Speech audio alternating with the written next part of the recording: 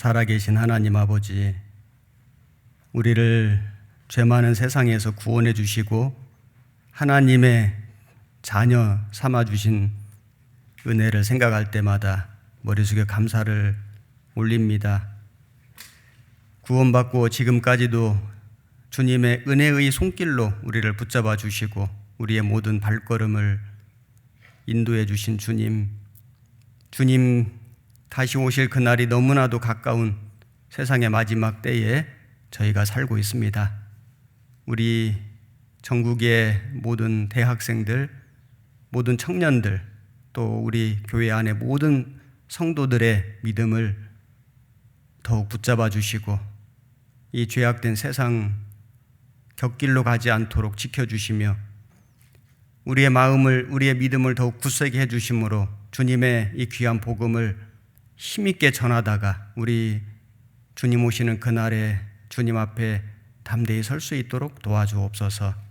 이번 전국 대학생 수련회 비록 영상으로 함께하는 시간이지만은 주 성령님께서 우리 모든 사람들의 마음 가운데 함께 역사해 주셔서 우리의 믿음을 더욱 굳건하게 해주시고 또 우리가 더욱 마음으로 하나 되게 역사해 주옵소서.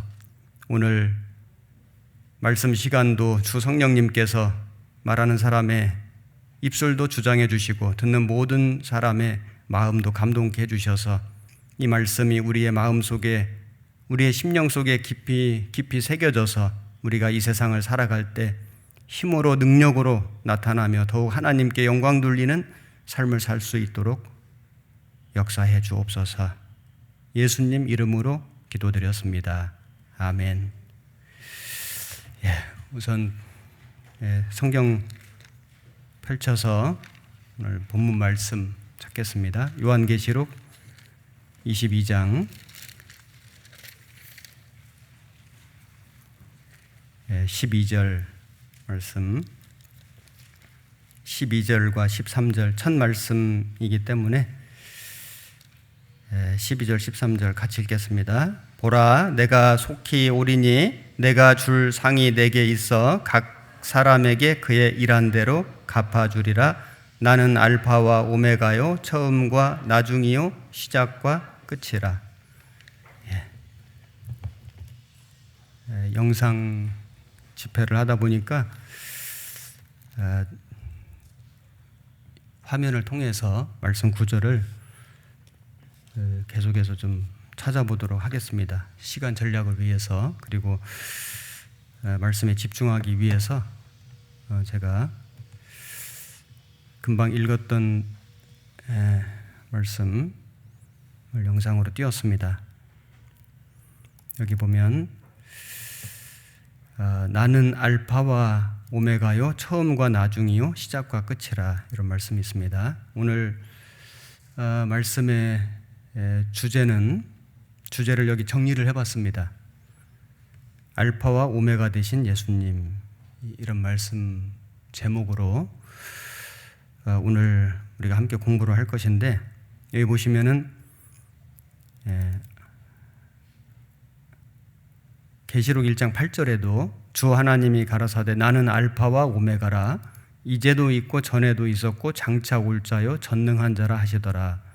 또 계시록 21장 6절에 또 내게 말씀하시되 이루었도다. 나는 알파와 오메가요 처음과 나중이라. 내가 생명수 샘물로 목마른 자에게 값없이 주리니. 금방 읽었던 계시록 22장 12절 13절 말씀에도 나는 알파와 오메가요. 그래서 이 알파와 오메가라는 이 말씀이 계시록에만 3번 나옵니다. 오늘 그 말씀의 내용은 크게 3가지로 제가 정리를 했는데, 1번 알파와 오메가의 의미, 알파와 오메가가 무슨 뜻인가 한번 생각을 좀 해보고, 그 다음에 알파와 오메가의 하나님의 특징, 첫 번째는 영원하신 하나님, 그 다음 전능하신 하나님, 그 다음 신실하신 하나님, 다시 오시는 하나님, 행한 대로 갚아주신 하나님. 그래서 이 알파 오메가의 하나님은 5가지 특징, 물론 여러 가지 있지만은 5가지로 좀 이렇게 정리를 해보았습니다. 그리고 마지막으로 알파와 오메가 되시는 하나님을 섬기는 성도의 자세, 우리는 어떻게 하나님을 섬길 것인가. 첫 번째는 영원하신 하나님이시잖아요. 그래서 영원한 것에 가치를 두고 살아가야 한다. 그 다음에 전능하신 하나님이기 때문에 능력 있는 삶을 우리도 살아가야 한다. 하나님의 능력을 우리가 본받아서. 그리고 신실하신 하나님이시니까 우리도 끝까지 믿음을 지키고 충성해야 한다. 그리고 다시 오신 하나님, 우리도 주님의 재림을 사모하고 기다려야 한다. 행한 대로 갚아주신 하나님이기 때문에 성도는 주님께 상급을 받는 삶을 살아가야 한다. 그래서 이런 그 내용으로 오늘 말씀을 좀 공부를 해보려고 합니다. 그래서 대학생들이기 때문에 오늘 말씀 내용을 제가 좀 정리를 좀 했는데 처음에 한 30페이지 되는 거를 줄여서 23페이지 인데 염려 안 하셔도 됩니다. 2시간 내 맞춰서 끝납니다.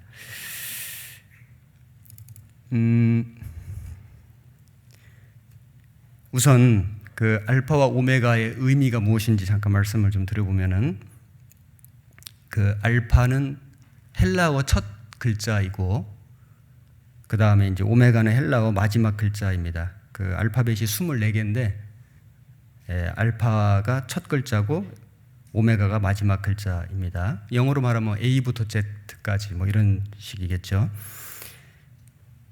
그래서 이 하나님이 알파와 오메가시다, 예수님이 알파 오메가시다, 이 말씀은 처음과 마지막이 되신다, 이제 이런 뜻입니다.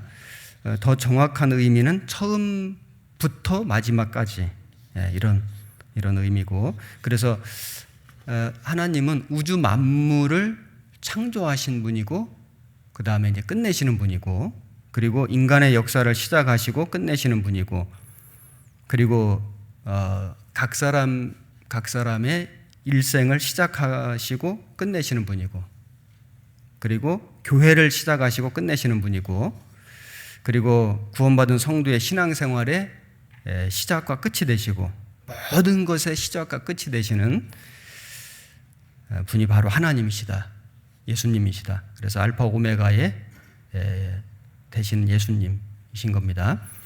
그 여기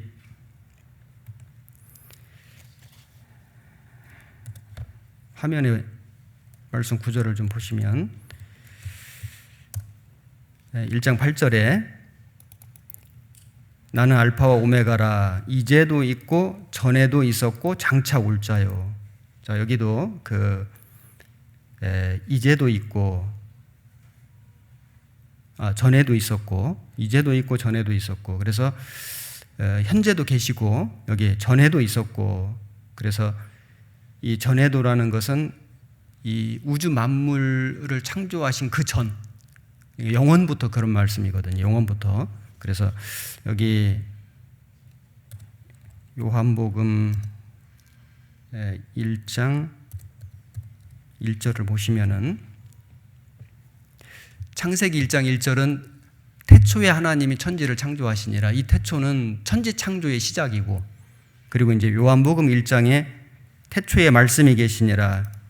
이 태초는 창세기 1장의 태초보다 훨씬 더 전에 근본적인 시작. 그래서 이 말씀이 계셨는데 이 말씀이 하나님과 함께 계셨고 하나님이시니라. 그가 태초에 하나님과 함께 계셨고 만물이 그로 말미암아 지은 바 되었으니. 그래서 창세기 1장의 태초보다도 더 이전에 in the beginning, 그 아주 영원 전부터 계셨던 하나님께서 만물을 창조하셨고 지은 것이 하나도 그가 없이는 된 것이 없느니라. 그래서 이 만물이 있기 전에 영원부터 계셨던 하나님이시다. 그분이 이제 육신이 되어서 사람으로 오신 분이 예수님이시고, 그래서 이제 복음을 십자가에서 완성하신 것입니다. 그래서 요한복음의 처음 시작이 영원 전부터 계신 분이 사람으로 오셔서 우리를 위해서 십자가 죽어주신 게 복음을 이렇게 이제 설명해 주신 것입니다.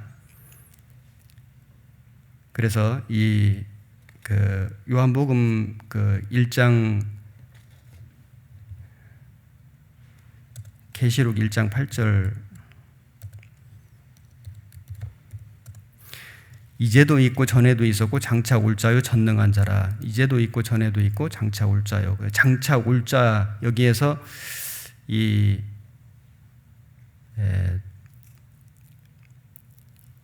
시작과 끝이 되시는 하나님이신데 이 끝이 헬라어로 텔로스인데 순서의 마지막이다 그런 뜻이 아니고 시작과 끝이다. 이 끝이 순서로 마지막이다 그런 뜻이 아니라 최종 단계다, 완성이다, 종결이다. 이제 이런 의미입니다. 그래서 이 하나님은 계시록 1장 4절과 5절을 보시면은 이제도 계시고 전에도 계시고 장차 오실리와 여기에 성부 하나님이 나타나고 그리고 일곱 영과 성령 하나님이 나타나고 그리고 먼저 나시고 땅의 임금들의 머리가 되신 예수 그리스도로 말미암아 성자 하나님, 성삼위일체의 하나님이 여기 나타나십니다. 그래서 이분이 누구시냐? 그 출애굽기 3장 14절에 나는 스스로 있는 자라. I am that I am who I am. 나는 스스로 있는 자다. 이제 여호와 그 뜻인데 하나님은 영원하신 분이고 불변하시는 분이고 절대적인 분이고 이제 그런 의미를 가지고 있는 겁니다. 그래서 이 알파와 오메가는 헬라어 그 알파벳 처음과 끝인데 시작하시고 끝내시는 하나님, 영원하신 하나님, 이제 이런 하나님의 그 특징을 이제 알파 오메가라고 이렇게 말씀해 주신 것입니다. 자, 알파 오메가의 하나님의 이제 특징 5가지를 한 가지씩 좀 한번 생각해 보겠는데 우선 요한계시록 22장 12절 13절을 보시면은 처음 읽었던 본문입니다. 나는 알파와 오메가요 처음과 나중에 시작과 끝이라. 그래서 우선은 천지를 창조하신, 그래서 태초에 하나님 천지를 창조하시니라, 창조하셨고 그리고 이제 끝내시는. 그래서 여기 이사야 48장 12절 13절을 보시면은 야곱아 나의 부른 이스라엘아 나를 들으라. 나는 그니 나는 처음이요 또 마지막이라. 과연 내 손이 땅의 기초를 정하였고 내 오른손이 하늘에 폈나니 내가 부르면 천지가 일제히 서느니라. 천지를 창조하신 하나님.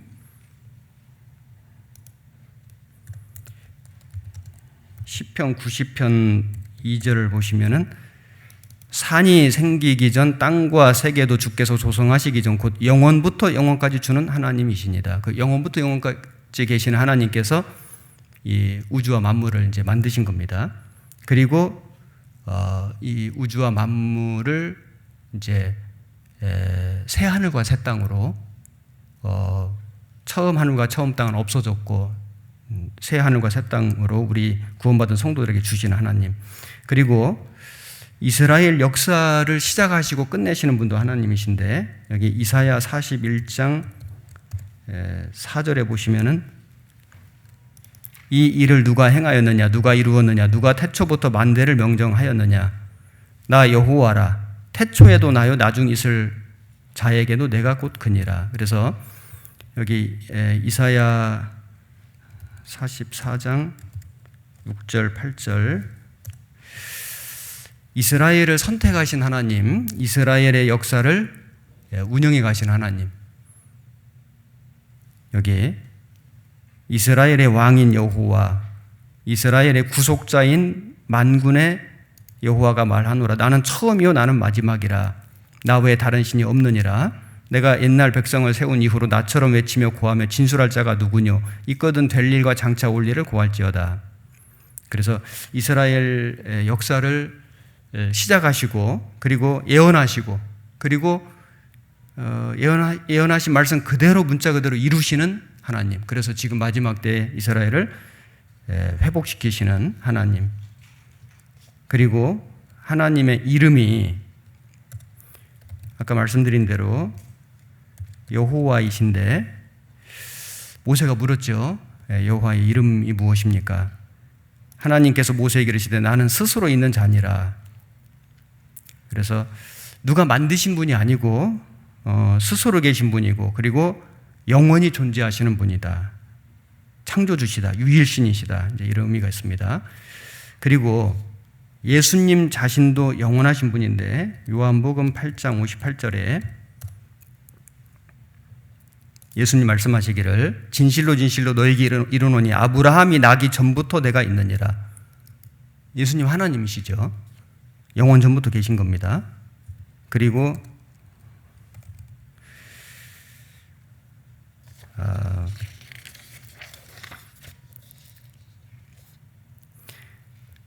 히브리서 5장 6절에는 또한 이와 같이 다른 데 말씀하시되 네가 영원히 멜기세덱의 반차를 두는 제사장이라 하셨나니 영원히 멜기세덱의 반차를 두는 제사장이다. 예수님을 이렇게 말씀했고 히브리서 13장 8절에는 예수 그리스도는 어제나 오늘이나 영원토록 동일하시니라. 그래서 예수님은 영원하신 분인 겁니다. 여기 로마서 11장 36절을 찾아보시면은 이는 만물이 주에게서 나오고 주로 말미암고 주에게로 돌아감이라. 영광이 그에게 세세에 있으리로다. 그래서 예수님은 시작과 끝이 되시는 분인데 창조부터 심판까지 어떤 나라와 민족의 시작과 끝까지 개인의 탄생에서 죽음까지 그리고 우리를 구원해 주시고 그리고 우리를 신앙생활하게 해주시고 그리고 우리를 이제 결국에는 주님 나라에까지 데려가시는 예수님. 그 예수님께 우리는 모든 영광을 돌려야 한다. 그리고 이제 오순절 성령 강림으로 교회가 시작됐잖아요. 사도행전 2장에. 그리고 그 교회의 머리가 되신 분이 예수님. 그리고 그 몸된 교회에 계속해서 생명을 공급해 주시는 예수님. 그래서 에베소서 4장 15절 16절에 에베소서 4장 15절 16절에 오직 사랑 안에서 참된 것을 하여 범사에 그에게까지 자랄지라. 그는 머리니 곧 그리스도라. 머리 대신 예수님, 몸된 교회. 그에게서 온몸이 각 마디를 통하여 도움을 입음으로 연락하고 상합하여 각 지체의 분량대로 역사해 그 몸을 자라게 하며 사랑 안에서 스스로 세우느니라. 그래서 오순절 성령 강림으로 교회가 시작이 되고 그리고 계속해서 성령께서 그 몸된 교회 안에 하나님의 말씀을 공급해 주심으로 능력을 공급해 주심으로 그 교회가 성장하고 이제 나중에 완성이 되고 완성된 교회를 성령께서 데려가시죠. 그리고 개인적으로는 나의 구원의 시작이 되시는 예수님. 그래서 우리가 보라 새로운 피조물이라 이전 것은 지나갔으니 보라 새 것이 되었도다. 우리가 이제 구원받고 새로운 역사가 시작이 됩니다. 그리고 구원받은 이후에 내 안에 거하라 나도 너희 안에 거하리라. 가지가 포도나무에 붙어있지 아니하면 절로 과실을 맺을 수 없음 같이 너희도 내 안에 있지 않으면 그러하리라. 그래서 우리가 이제 구원을 받은 사람은 주님 포도나무 대신 주님에게 붙어 있으므로 연결되어 있으므로 우리는 열매를 맺어간다. 그래서 강건하게 되고 성결하게 되고 신앙생활에 필요한 모든 것을 주님으로도 공급을 받고 힘을 얻습니다. 그리고 이제 마지막에 믿음 안에서 주 안에서 우리가 이제 죽고 또는 마지막 시대에 살아가는 우리들은 휴거됨으로 말미암아 그래서 주님 계신 세계 속에 들어가게 된다. 자, 그래서 하나님은 알파 오메가 되시는 하나님은 영원하신 하나님이다. 영원하신 하나님. 그 영원하신 하나님의 능력으로 우리가 구원받고 주님 몸된 교회 안에 지금 거하고 있는 겁니다. 그리고 이제 그 예수님으로부터 우리가 영생을 얻었고 영원히 함께 살게 되죠. 그리고 이제 두 번째는 전능하신 하나님인데 여기 아까 찾아본 말씀인데 계시록 1장 8절에 나는 알파와 오메가라 이제도 있고 전에도 있었고 장차 올 자요 전능한 자라 하시더라. 그래서 영원하신 하나님은 능치 못하실 일이 없으신 하나님이신 겁니다. 이 전능이라는 그 헬라어가 의미가 온 세상이 힘을 다 합쳐도 당해낼 수가 없는, 불가능이 없는 통치자이시고 전능자시다. 그래서 창세기 17장 1절에 아브라함의 99세 때 여호와께서 아브라함에게 나타나서 그에게 이르시되 나는 전능한 하나님이라 너는 내 앞에서 행하여 완전하라. 그래서 도무지 아기를 생산할 수 없는 그 나이에 이삭을 낳게 하신 하나님, 전능하신 하나님이라. 그게 이제 히브리어로는 엘 샤다인데 전능하신 하나님이다. 엘은 하나님이죠. 샤다이는 전능하다. 그런 뜻입니다. Almighty God, 능치 못하신 일이 없는 전능하신 하나님이다. 그리고 이 말씀이 이 전능하신 하나님, 전능하신 주라는 이 말이 요한계시록에 9번 나옵니다. 이 계시록 1장 8절에 금방 찾아봤고, 그리고 계시록 4장 8절에 여기 주 하나님이고 전능하신 이여 전에도 계셨고 이제도 계시고 장차 오실 자라 여기 나오고, 그리고 11장 17절에 옛적에도 계셨고 시방도 계신 주 하나님이고 전능하신 이여, 그리고 15장 3절에도 나오고 16장 7절, 14절, 19장 6절, 19장 15절, 21장 22절 이렇게 총 계시록에만 전능하신 하나님이라는 표현이 9번 나옵니다. 자, 하나님은 능치 못하실 일이 없는 분인데 하나님의 능력을 우리가 볼 수 있는 그 간접적인 방법이 이제 하나님 창조하신 만물을 통해서 하나님의 능력을 우리가 좀 볼 수 있는데, 제가 여기 인터넷에서 몇 가지 글을 좀 옮겨왔는데 좀 읽어보겠습니다. 우선 우주와 지구 창조의 능력, 신비. 우리 전도집회 때 자주 우리가 배우는 말씀인데 한번 읽어보겠습니다. 지구가 우연히 가스와 먼지가 뭉쳐져서 생겨났다고 보기에는 너무나 신비한 사실이 많습니다. 태양과 지구의 거리가 적당히 떨어져 있기 때문에 사람이 살기에 적합한 온도를 유지하고 있는 것입니다. 지구의 크기도 신비합니다. 조금 더 크거나 작으면 지금의 생명체는 존재할 수 없습니다.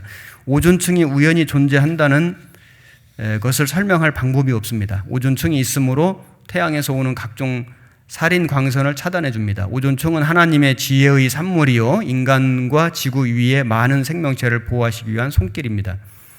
그리고 지구에 물이 있다는 것은 우주적으로 볼 때 결코 흔한 것이 아니며 신비한 것입니다. 우주에는 거의 가스이거나 아니면 얼어있는 고체 상태가 보통입니다. 물이 있으므로 생명체가 살 수 있다는 것은 누구라도 아는 사실입니다.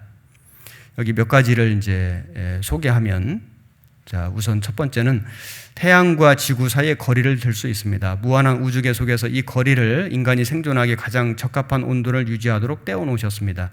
지구 평균 온도가 2도에서 3도만 오른다면 극지방의 얼음이 다 녹아서 런던과 뉴욕은 바다 및 60m의 깊이에 잠기게 될 것입니다. 전 세계 대부분의 비옥한 토양인 약 16만 평방킬로미터를 침수시킬 것입니다. 둘째로 지구의 크기는 그것이 10%만 크거나 작거나 한다면 지구는 인력의 변화로 인한 공전운동의 변화, 기후의 변화, 기압의 변화 등으로 지구의 환경은 지금과 엄청나게 달라질 것입니다. 그럴 때 우리가 알고 있는 어떤 생명도 이 지구의 혹성에 존재할 수 없게 됩니다. 셋째로 지구축이 23.5도의 경사를 이루고 있는 것입니다. 이 지구축이 경사를 이루지 않고 그래서 태양이 지구의 적도 위에 머물러 있다면 지구에는 계절의 변화는 없을 것이고 생태계에 많은 변화를 초래할 것이며 현재의 경작과 주거에 적절한 지구의 표면 비율은 약 절반으로 감소될 것입니다. 넷째로 지구 밖 64km 위의 오존층의 존재는 태양으로부터 오는 각종 살인 광선으로부터 우리를 보호하고 있습니다. 압축하면 겨우 0.32cm에 불과한 2층이 없어진다면 지구상의 모든 생물은 멸종하고 말 것입니다. 이 신비한 오존층은 우연히 생겨난 것이 아닌 창조주의 지혜의 산물인 것입니다. 다섯째로 지구와 달과의 관계입니다. 달의 중력에 의하여 매일 2번씩의 큰 조류, 밀물과 썰물이 발생됩니다. 이 달이 지구 둘레를 매일 12도씩 옮겨가므로 매일 48분씩 늦게 조류가 일어나며 이로 인하여 시간을 측정할 수 있게 됩니다. 그리고 달과 태양 사이의 상대적인 위치에 따라서 매달 조금과 사리가 일어납니다. 만약 달이 우리에게 현재의 거리에서 10%만 가까워진다면 커진 인력에 의해 조류가 대륙을 완전히 쓸어버릴 것입니다. 하나님은 무한한 지혜와 능력으로 지구와 달에 적당한 거리를 위치하게 하셨습니다. 그리고 여섯째로 지구의 액체 상태에 물이 있다는 것입니다. 전 우주를 통하여 단물이든 짠물이든 액체 상태의 물은 희귀한 것입니다. 보통 사람들이 생각하는 것과는 달리 액체 상태는 자연계에서 예외적인 것입니다. 우주에 있는 대부분의 물질은 별에서와 같이 가소성 가스이거나 우주의 심연에서 필요하고 있는 동결된 고체 상태일 뿐입니다. 일곱째로 태양 주위를 도는 지구는 놀라우리만큼 정확하게 운행합니다. 태양 주위를 한 바퀴 도는데 365일 5시간 48분 48초가 걸립니다. 이 선의 운동에 있어서 지구는 거의 변화가 없습니다. 실로 무한하신 하나님 외에는 아무도 그렇게 흠없고 완벽하게 할 수 없습니다. 이런 내용들은 이미 잘 알고 계신 내용인데 한번 정리를 해봤습니다. 그리고 사람의 몸을 봐도 이게 참 하나님의 능력이라는 걸 우리가 알 수 있는데 60조 개 이상의 세포 206개의 뼈로 만들어져 있고 7년마다 새로워지는 뼈, 한 달에 한 번 바뀌는 피부, 그리고 사람의 뼈는 화강암보다 강해서 성냥갑만 한 크기로 10톤을 지탱할 수 있습니다. 콘크리트보다 4배 강합니다. 그리고 지구를 3바퀴 돌 수 있는 혈관의 길이 심장의 빠른 펌프질, 피가 온몸을 한 바퀴 도는데 46초 걸립니다. 그리고 사람이 가진 피의 양은 몸무게에 비례하는데 체중이 60kg이라면 4.8리터의 피를 가지고 있습니다. 피의 주요 성분인 적혈구는 골수에서 매 초마다 2만 개씩 생성됩니다. 폐의 공기 주머니를 펴면 농구 경기장의 절반 넓이입니다. 그래서 약 3억에서 5억 개의 폐포가 있는데 이것을 모두 편다면은 21평에서 30평 정도가 되고, 그리고 이것이 정교하게 접혀져서 우리 몸속에 있는 거다. 1시간에 900번씩 깜빡거리는 눈꺼풀, 3, 4시간에 한 번씩 교대하는 콧구멍. 그래서 사람이 눈꺼풀을 한번 깜빡이는데 걸리는 시간은 40분의 1초라고 합니다. 1분에 평균 15번, 1시간에 900번을 깜빡거리지요. 깜빡이면 눈을 보호하고 각막을 매끄럽게 합니다. 그래서 눈에 먼지가 들어가려고 하면 눈꺼풀이 재빨리 내려와서 눈동자를 보호합니다. 2개의 콧구멍은 동시에 활동하는 것이 아니라 서너 시간에 한 번씩 교대합니다. 한쪽 콧구멍이 냄새를 맡는 동안 다른 한쪽은 쉬는 것이죠. 이외에도 우리 맛을 알아내는 미각세포가 9,000개 이상 있습니다. 귀에는 소리의 진동을 받아들이는 기관인 고막이 있는데 이 고막에서는 고약한 냄새가 납니다. 그래서 작은 곤충이나 벌레가 귀 속으로 들어가도 이 냄새 까닭에 귀 속을 상하지 못하게 합니다. 처음 알았어요. 네. 참 우리 이 우주와 이 지구의 신비, 또 우리 인체의 신비, 이걸 다 말할 수는 없는데 하여튼 공부해 보면 할수록 참 하나님의 능력이다. 예. 전능하신 하나님의 능력으로 우리가 우리 몸이 만들어졌고 우리 하나님 만드신 만물에서 우리가 기동하며 살고 있다. 전능하신 하나님을 우리가 알 수 있죠. 그리고 하나님은 말씀하신 모든 것을 다 그대로 문자 그대로 이루시는, 예언하시고 성취하시는 능력이 있는 하나님이십니다. 여기 베드로후서 1장 20절, 21절 우리 잘 아는 말씀인데, 먼저 알 것은 경의 모든 예언은 사사로이 풀 것이 아니니 예언은 언제든지 사람의 뜻으로 낸 것이 아니요 오직 성령의 감동하심을 입은 사람들이 하나님께 받아 말한 것임이니라.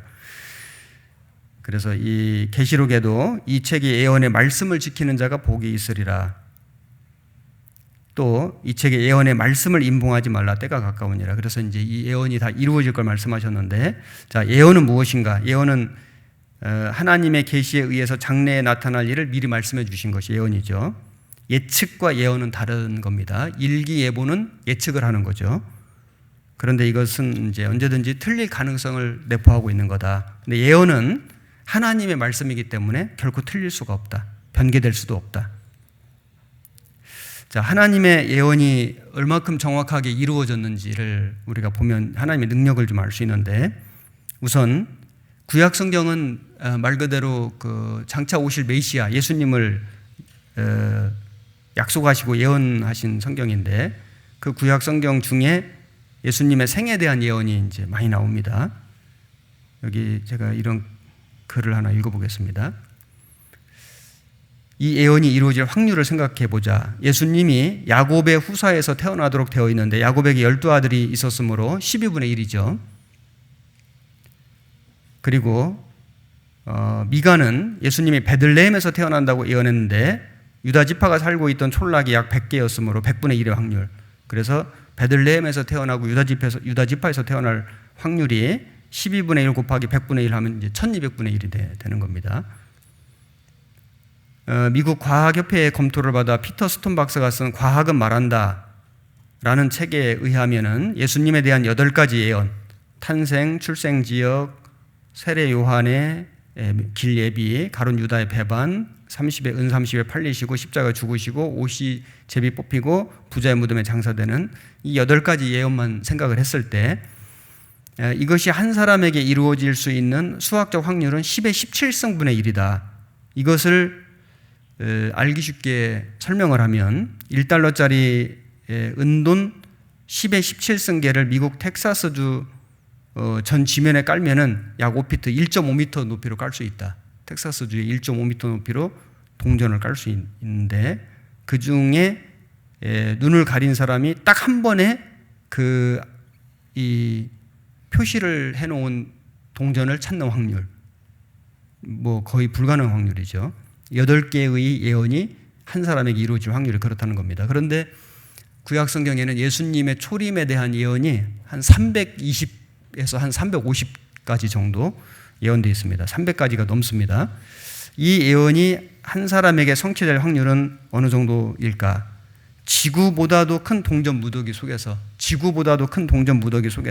어느 한 동전을 표시해놓고 그것을 단번에 찾을 확률. 이건 뭐 완전히 불가능한 확률인데 그런 불가능한 확률임에도 불구하고 예수님에 대한 모든 예언이 100% 완벽하게 다 이루어졌다. 그렇게 예언하실 수 있는 분이 누구냐? 그분이 바로 전능하신 하나님이시다. 이런 걸 알 수 있죠. 그리고 이제 성경에 보면은 그 개인에 대한 예언도 있고 여호수아라든지 뭐 고레스 왕이라든지 성읍에 대한 예언도 있고 국가에 대한 예언도 있는데 그 모든 예언들이 다 문자 그대로 성취된 걸 우리가 확인해 볼 수 있습니다.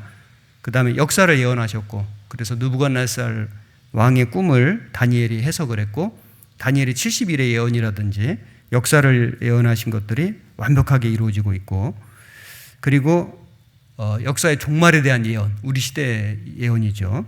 그래서 지구가 낡아지고 환경이 파괴되고 그다음에 예수님 재림의 징조들이 문자 그대로 이루어지는 걸 우리가 지금 다 눈으로 보고 있는 시대입니다.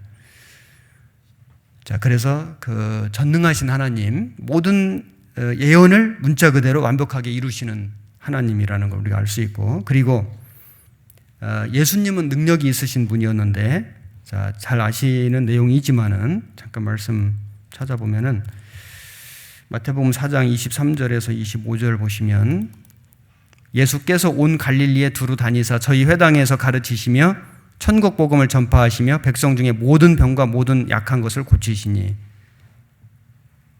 모든 앓는 자 곧 각색병과 고통에 걸린 자 귀신 들린 자 간질하는 자 중풍병자들을 데려오니 저희를 고치시더라. 예수님은 아픈 사람들을 여러 날 서서히 치료해 주신 게 아니라 그 자리에서 단번에 고쳐주셨죠. 그리고 죽은 사람도 살려주셨는데 죽은 사람을 살려주신 사건이 성경에 3번 나오는 거 아시죠? 나사로를 살리셨고 과부의 아들도 살리셨고 3번을 살리셨는데 그 회당장 야이로의 딸도 살리셨고 그래서 예수님은 고쳐주시고 살려주시는 능력이 있으신 분이다. 그 외에도 많은 이적을 행하셨죠. 바다에도 걸어가시고 오병이의 기적도 행하시고 예수님은 능력이 있으신 분이다. 하나님이신 걸 증거해 주신 겁니다. 자, 그래서 전능하신 하나님이라는 걸 우리가 알 수 있고 그 다음에 이제 3번째는 하나님은 신실하신 하나님이다. 신실하다는 뜻이 무슨 뜻인지를 말씀을 통해서 잠깐 설명드려 보겠습니다. 신명기 7장 9절에 그런즉 너는 알라 오직 네 하나님 여호와는 하나님이시요 신실하신 하나님이시라. 그를 사랑하고 그 계명을 지키는 자에게는 천대까지 그 언약을 이행하시며 인애를 베푸시다. 여기 신실하시다. 사전을 찾아보면 믿음직하고 착실하다. 꾸밈이 없고 거짓이 없고 진실하다. 이런 뜻인데, 히브리 원어로는 에무나라는 뜻인데, 그 에무나라고 하는 그 말인데, 그 뜻이 떠받친다, 지탱한다, 지지한다. 그래서 사람이 안심하고 의뢰할 수 있는 분이다. 믿을 수 있는 분이다. 이런 뜻입니다. 하나님이 하시는 모든 일은 다 신실하셨는데, 시편 119편 86절에 보시면 주의 모든 계명은 신실하니이다. 모든 말씀은 정말 믿을 수 있고 틀림없는 말씀이죠. 그리고 시편 33편 4절에 보시면은 여호와의 말씀은 정직하며 그 행사는 다 진실하시도다. 하나님 하시는 모든 일은 여기 진실하시도다. 이 진실하시도다. 이 말씀도 그 히브리어로 에무나, 신실하다 그런 뜻입니다. 시편 119편 89절 90절에 여호와여 주의 말씀이 영원히 하늘에 굳게 섰사오며 주의 성실하심은 대대에 이르나이다. 여기 성실하심은 대대에 이르나이다.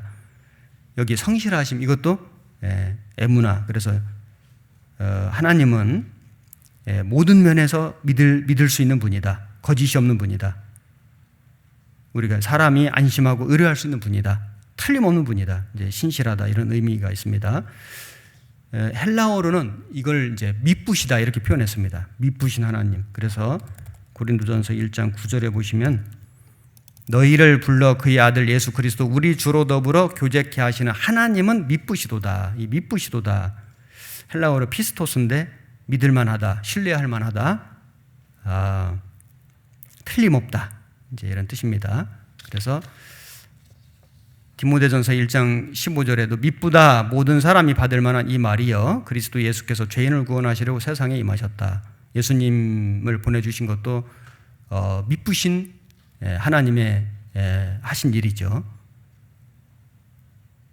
데살로니가전서 5장 24절에 너희를 부르시는 이는 미쁘시니 그가 또한 이루시리라. 데살로니가 후서 3장 3절에 주는 미쁘사 너희를 굳게 하시고 악한 자에게서 지키시리라. 하나님은 미쁘신 분이다. 예수님은 미쁘신 분이다.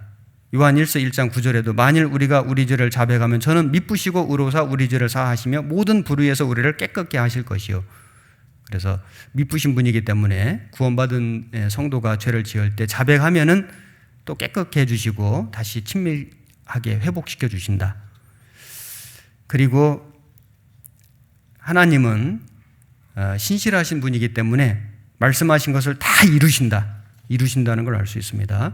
여기 요한계시록 21장 6절 7절 보시면은 또 내게 말씀하시되 이루었도다. 나는 알파와 오메가요 처음과 나중이라. 내가 생명수 샘물로 목마른 자에게 값없이 주리니 이기는 자는 이것들을 유업으로 얻으리라. 나는 저희 하나님이 되고 그는 내 아들이 되리라. 여기 이루었도다.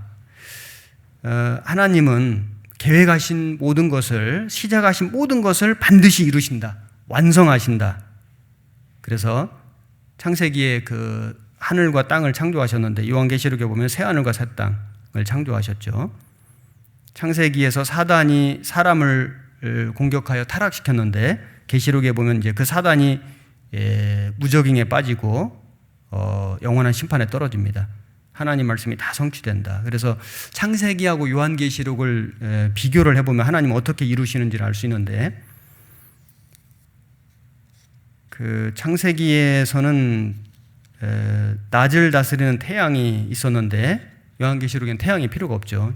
주님이 빛이 되어 주십니다.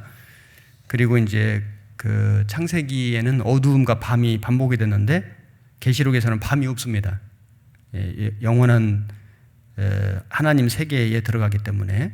그리고 창세기에 바다가 있었는데 계시록에 바다가 없고, 그리고 에덴 동산에 4개의 강이 흘렀는데 수정같이 맑은 생명수의 강이 있고, 땅이 저주를 받았지 않습니까? 그 죄로 말미암아 저주가 없습니다. 그리고 낙원에서 에덴 동산 낙원에서 추방됐는데 이제 회복이 되고, 슬픔과 수고와 죽음이 시작됐는데 계시록에는 눈물과 수고와 죽음이 끝이 나고, 그리고 생명나무를 먹지 못하게 화영검으로 막았는데 이제 생명나무에 나아갈 수 있는 길이 열리고, 그리고 아담과 하와가 결혼을 했는데 이제는 신부된 교회가 어린 양 대신 예수님과의 결혼이 나오고, 그리고 사단이 심판을 받을 것이 예언되어 있는데 그 예언이 성취가 돼서 무저갱에 떨어지고, 그리고 하나님과 사람과의 교제가 파괴되고 중단된 것이 이제는 완전히 회복이 되어서 하나님과 사람과 함께 영원히 천국에서 살게 됩니다. 이것이 이제 시작과 끝이죠. 그걸 이루시는 분이다. 그래서 빌립보서 1장 6절에 너희 속에 착한 일을 시작하신 이가 그리스도 예수의 날까지 이루실 줄을 우리가 확신하노라. 다 이루시는 하나님. 그래서 신실하신 하나님이라는 걸 알 수 있고, 이제 네 번째 하나님은 어떤 분이시냐면 다시 오시는 하나님이신데, 여기 계시록 22장 7절에 보라 내가 속히 오리니 이 책의 예언의 말씀을 지키는 자가 복이 있으리라. 속히 오리니, 계시록에 속히 오신다는 말씀이 3번 나오는데 12절에도 있고 20절에도 있고, 내가 속히 오리니 진실로 속히 오리라. 그래서 이 주님의 재림이 정말 얼마나 중요한 메시지인가, 우리 시대에는 가장 중요한 신앙의 핵심이라고 할 수 있죠. 그래서 그 구약에 이제 예수님의 초림에 대한 예언이 있는데, 신구약을 통틀어서 예수님의 재림에 대한 예언은 훨씬 많습니다. 초림에 대한 예언이 약 한 350번 정도 되는데 재림에 대한 예언은 2000번 이상 나옵니다. 그리고 이제 재림의 날짜는 알 수 없지만 징조는 알려주셨죠. 그래서 다시 오시는 하나님, 그리고 이제 마지막으로 일한 대로 갚아주시는 하나님. 아까 찾아봤는데 계시록 22장 12절 13절 보라 내가 속히 오리니 내가 줄상이 내게 있어 각 사람이 그의 일한 대로 갚아주리라. 나는 알파와 오메가요 처음과 나중에 시작과 끝이라. 그래서 구원받은 그리스도인도 그리스도의 심판대 앞에 선다는 거 아시죠? 이것은 지옥 가는 심판이 아니고 상급 심판대, 이걸 이제 뱀마 심판이라고 하는데, 로마서 14장 10절에 네가 어찌하여 네 형제를 판단하느니 어찌하여 네 형제를 업신여기느냐 우리가 다 하나님의 심판대 앞에 서리라. 기록되었을 때 주께서 가라사대 내가 살았노니 모든 무릎이 내게 꿇을 것이요 모든 혀가 하나님께 자백하리라 하였느니라. 이러므로 우리 각인이 자기 일을 하나님께 직고하리라. 그래서 상급을 받는 심판. 고린도후서 5장 10절에도 이는 우리가 다 반드시 그리스도의 심판대 앞에 드러나 각각 선악간에 그 몸으로 행한 것을 따라 받으려 함이라.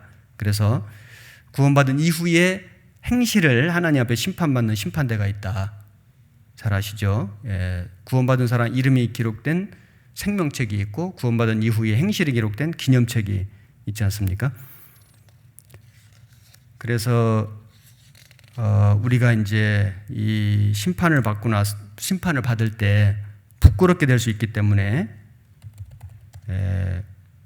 이걸 이제 불 가운데 얻은 구원이다 이렇게 말씀하셨는데, 고린도전서 3장 12절에 이 말씀 화면을 통해서 보겠습니다.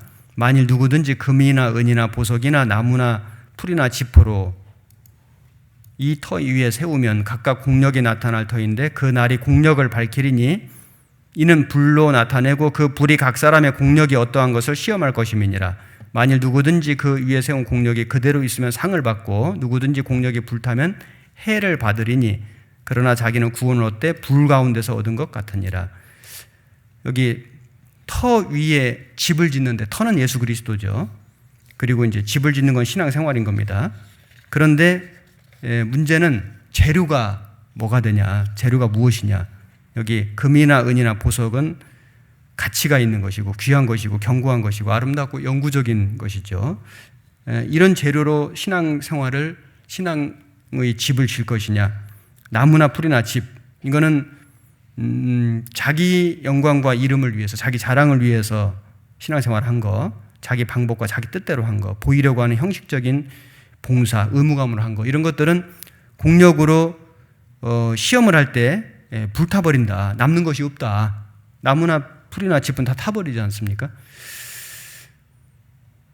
그래서 그런 재료를 가지고 신앙생활을 한 사람은, 구원을 받은 사람은 천국에는 가는데 여기에 구원을 얻기는 어때 불 가운데서 얻은 것 같으니라. 이 아브라함 조카 롯이 소돔 고모라 성에서 아주 이렇게 구원은 받았지만은, 거기서 건짐은 받았지만은 아주 부끄럽게 된 것처럼 여기 부끄러운 구원, 불 가운데서 얻는 구원이 될 것이다. 이걸 말씀하신 겁니다. 그래서 구원받은 그리스도인은, 이제 참으로 구원받은 사람은 천국에 가는데 하나님의 그리스도의 심판대 앞에 서게 된다.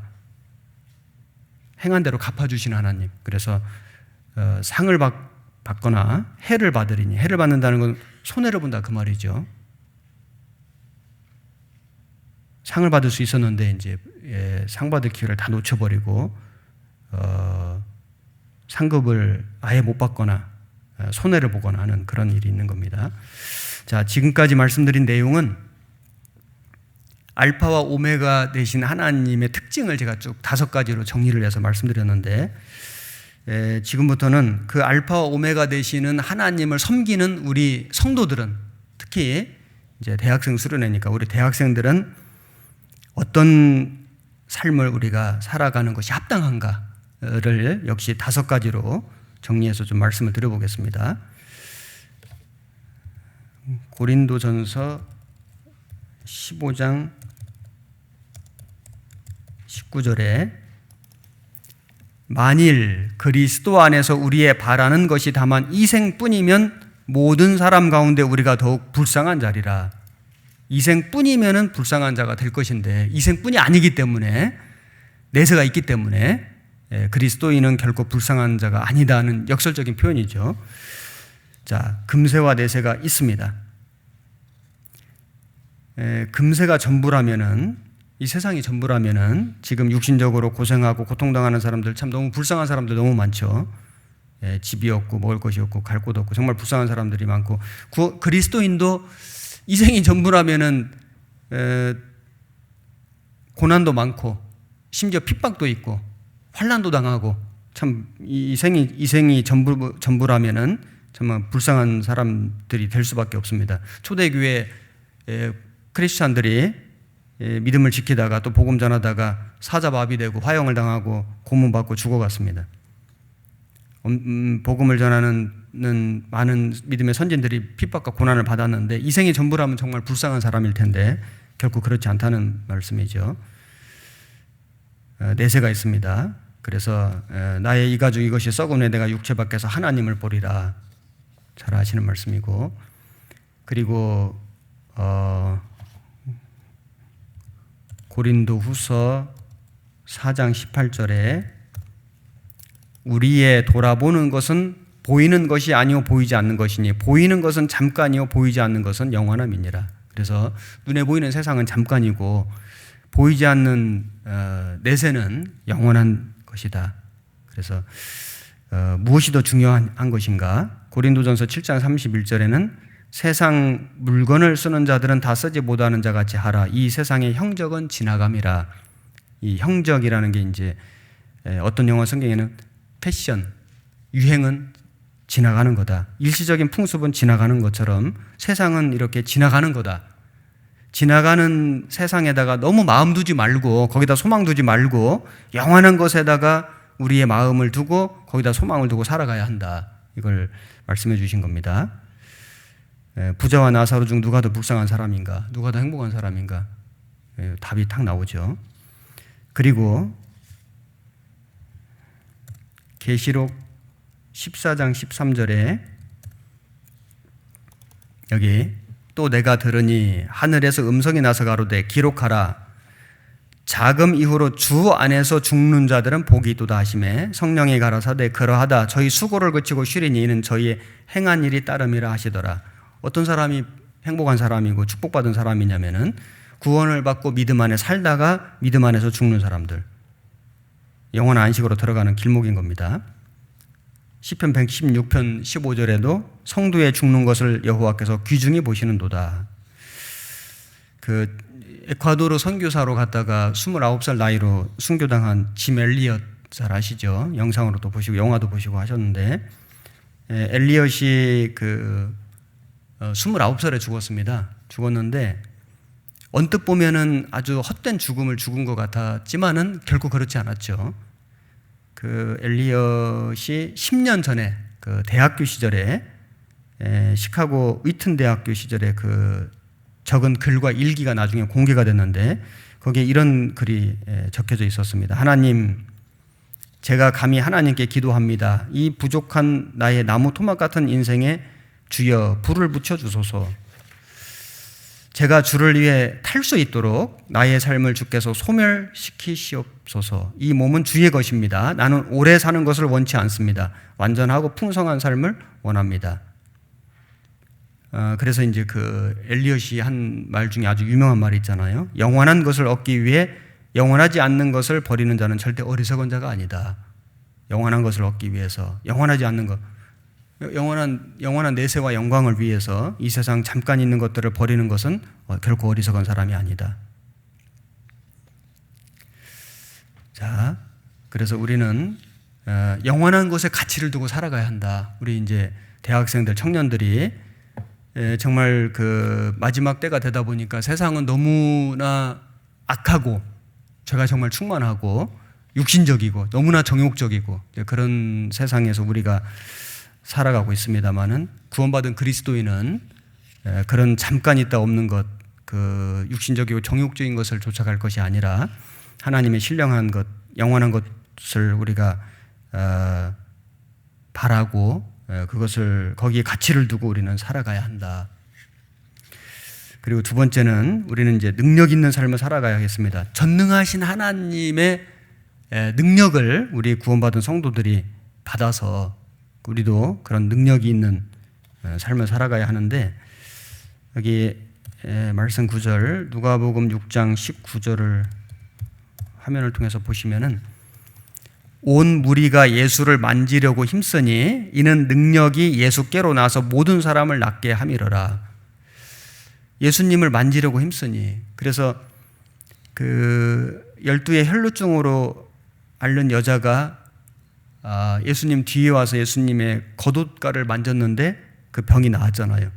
그래서 회당장 야이로는 자기 딸이 죽었는데 예수님께 달려와서 발 앞에 무릎을 꿇고 내 딸을 살려달라고 이렇게 간청을 했는데, 그래서 이제 그 예수님이 그 야이로 집에 이제 가는 길에 한 여자가 예수님 뒤에 와서 이렇게 겉옷가를 만진 겁니다. 살짝 만진 거죠. 그런데 예수님이 누가 나를 만졌다, 알고 계시죠. 능력이 빠져나갔다. 그 여자는 회당장처럼 예수님 앞에 와서 간청할 용기는 없었지만은 믿음은 있었죠. 믿음. 예수님 옷만 만져도 내 병이 낫겠다는 그 믿음은 있었습니다. 그 믿음대로 되었습니다.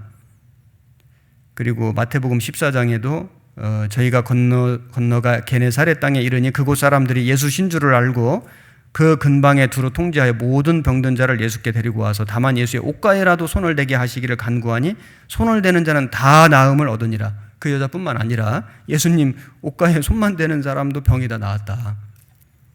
예수님은 그런 능력이 있는 분이었습니다.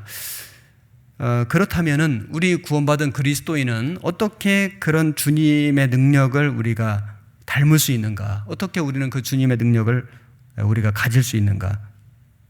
우리도 그 주님을 만져야 되겠죠. 능력의 주님을 만질 때 우리는 그 능력을 우리가 얻게 된다. 우리가 어떻게 주님을 만질 것인가?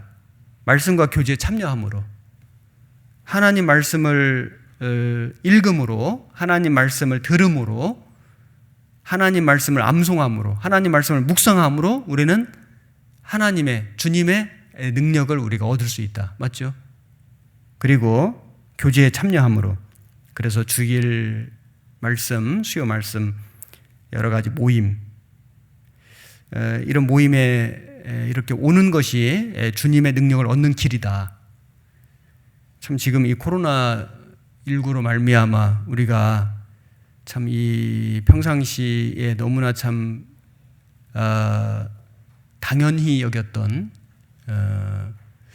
그런 모임들이 조금씩 어려워지고 있습니다. 어제 그 정부에서 발표한 방침을 들으셨을 줄로 생각되는데, 정식 예배 외에 어떤 그런 그 소모임들을 이제 금지한다, 이제 이렇게 정부에서 발표를 했는데 좀 걱정스럽습니다. 우리 교회는 어쨌든 정부의 그런 그 방침을 이제 순종해야 되죠. 그러나 우리가 그런 정부의 방침에 따르면서도 또 우리가 할 수 있는 방법, 뭐 여러 가지 SNS라든지 그런 온라인이라든지 또는 기타 다른 뭐 지역마다 편차도 있고 또 이제 상황이 또 좋아질 수도 있으니까, 어쨌든 우리가 어떤 여러 가지 그런 상황에 맞는 지혜로운 방법들을 동원해서 우리가 마음을 하나로 모으고 또 서로 교제하고 또 말씀으로 충만케 되는 이런 것들을 우리는 끊임없이 해야 된다. 그런 말씀과 교제로서 우리는 주님을 만질 수 있는 거다. 그럼으로써 주님의 능력을 우리도 얻게 되는 것입니다. 주님은 교회 머리시잖아요. 우리는 몸이고, 붙어 있을 때 우리는 주님의 능력을 공급받을 수 있습니다. 그리고 어떻게 우리가 주님의 능력을 얻을 수 있는가? 주님이 기뻐하시는 일을 행할 때, 말씀에 순종할 때 우리 능력을 얻는 거예요. 그리고 주님의 일에 참여할 때, 주님이 기뻐하시는 일을 행할 때 우리는 주님을 만지는 것이다. 그리고 깨끗한 삶을 살아갈 때, 성결한 삶을 살아갈 때, 구별된 삶을 살아갈 때 우리는 주님을 만지는 것이다. 그래서 야고보서 4장 4절에 간음하는 여자들이여 세상과 벗든 것이 하나님의 원수임을 알지 못하느뇨. 그런즉 누구든지 세상과 벗이 되고자 하는 자는 스스로 하나님과 원수되게 하는 것이니라. 세상과 벗이 되고 죄에 물든다면은 우리가 주님의 능력을 받는다는 건 불가능하겠죠. 야고보서 4장 7절에도 그런즉 너희는 하나님께 순복할지어다. 마귀를 대적하라. 그리하면 너희를 피하리라. 하나님을 가까이 하라. 그리하면 너희를 가까이 하시리라. 죄인들아 손을 깨끗이 하라. 두 마음을 품은 자들아 마음을 성결케 하라. 그래서 이 세상 죄에 물들지 않고 믿지 않는 사람들과 구별되고, 그리고 하나님 앞에 경건한 마음을 가지고 생활에 나갈 때 우리는 주님의 능력을 우리가 덧입는 것이다. 그리고 주님의 복음을 전함으로, 주님의 복음을 전할 때 우리는 주님의 능력이 나타납니다. 전도해 보시면 아시지만은 전도할 때 마음에 담대함이 생기죠. 마태복음 28장 19절 20절 그러므로 너희는 가서 모든 족속으로 제자를 삼아 아버지와 아들과 성령의 이름으로 침례를 주고 내가 너에게 분부한 모든 것을 가르쳐 지키게 하라. 볼지어다 내가 세상 끝날까지 너희와 항상 함께 있으리라. 우리가 모든 족속으로 제자를 삼아, 그래서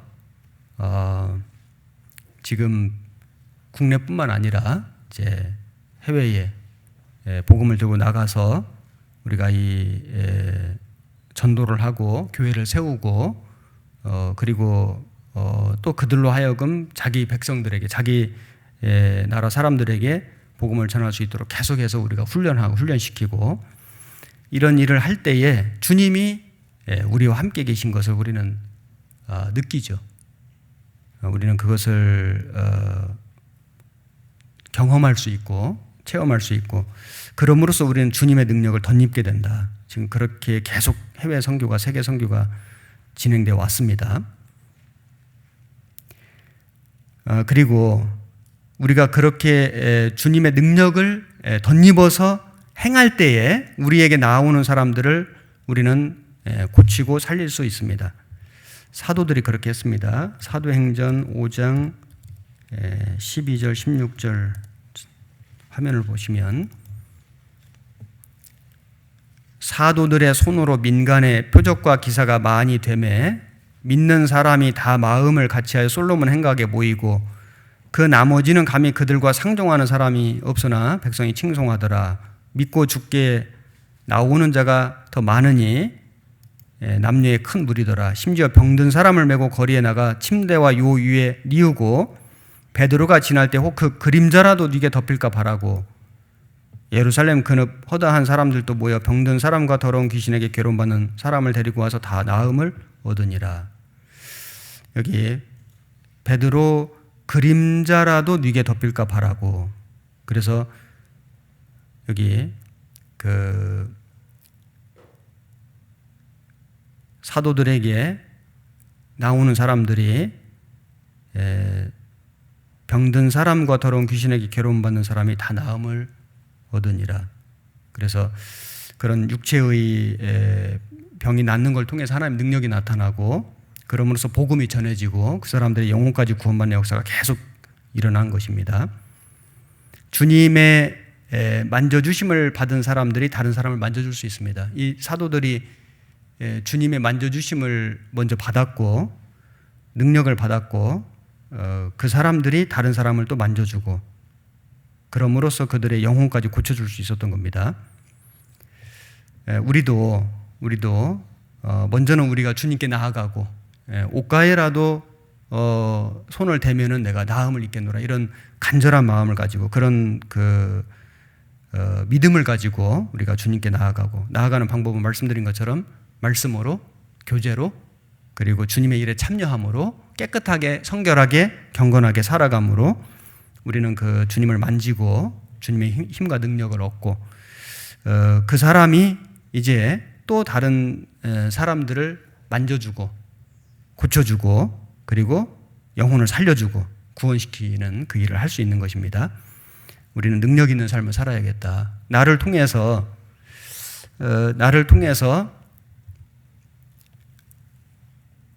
정말 내 주변에 있는 사람들에게 한 사람에게라도 몇 사람에게라도 우리는 정말 그 복음을 전해서 그 사람이 구원받도록, 그리고 구원받은 사람이 성장하도록 또 다른 열매를 맺도록 그 일을 우리가 해야 되지 않을까요? 그것이 능력이 있는 삶이에요. 세상에서 형통하고 세상에서 많은 것을 누리는 그것도 괜찮지만은 그렇게 함으로써 물론 더 이렇게 신앙생활을 우리가 더 힘있게 할 수도 있지만은 세상에서 그런 어떤 형통한 그거보다 주님의 능력을 입어서 정말 사람의 영혼을 살리는 그 일을 힘있게 하는 그 사람이 정말 능력 있는 삶을 사는 것입니다. 그리고 이제 알파와 오메가 되신 주님을 섬기는 사람이 해야 될 세 번째는 끝까지 믿음을 지키고 우리는 충성해야 되겠다. 끝까지. 이 끝까지라는 것이 참 중요하죠. 하나님은 신실하신 하나님, 끝까지 말씀을 다 이루시는 하나님이신데 우리도 그 하나님을 참으로 섬긴다면은 우리도 끝까지 그 주님을 섬기는 삶을 살아야 한다. 시작은 좋았는데 끝이 좋지 않은 사람들이 꽤 있었습니다. 가인도 마찬가지고요. 가인도 그랬고 최초의 살인자가 되었죠. 그리고 에서도 마찬가지고 한 그릇 팥죽에 장자 명분을 팔고 망령된 사람이 됐습니다. 삼손도 나시린으로 선택받았고 사사로 일했는데 들릴라 여인을 사모해서 무릎을 베고 잠들었습니다. 머리를 깎이고 힘을 빼앗기고 눈을 뽑히고 물론 마지막에 이제 블레셋 사람들을 많이 죽였는데 부끄러운 모습으로 죽었습니다. 솔로몬도 처음에는 하나님께 지혜를 구하고 하나님의 지혜를 주셨는데 말년에는 이방 여인들이 들여온 우상을 숭배했습니다. 가룟 유다 3년 반이나 예수님을 따라다니고 배웠는데 탐욕으로 인해서 은삼십 예수님을 팔고 스스로 목매어서 죽었습니다. 데마 바울과 함께 복음을 전했으나 세상을 사랑하여 고향으로 돌아갔습니다. 마가는 한때는 잠시 전도되어서 이탈한 적은 있었지만은 결국 돌아와서 유익한 사람이 됐죠. 마지막이 중요하잖아요. 마지막. 그래서 처음에 열심히 살다가 세상으로 돌아간 것보다 처음에 좀 잘못 살았더라도 돌이켜서 돌아와서 끝까지 열심히 살다가 주님을 만나는 것이 훨씬 낫죠. 끝이 좋으면 다 좋다. 잘못했어도 돌이키는 사람, 돌아오는 사람이 돼야 한다. 사도 바울은 처음에는 교회를 핍박하고 주님을 대적했습니다. 그런데 그가 구원받은 이후에 정말 죽을 때까지 목숨을 다해서 복음을 전했고 목잘려서 로마에서 순교했습니다. 디모데후서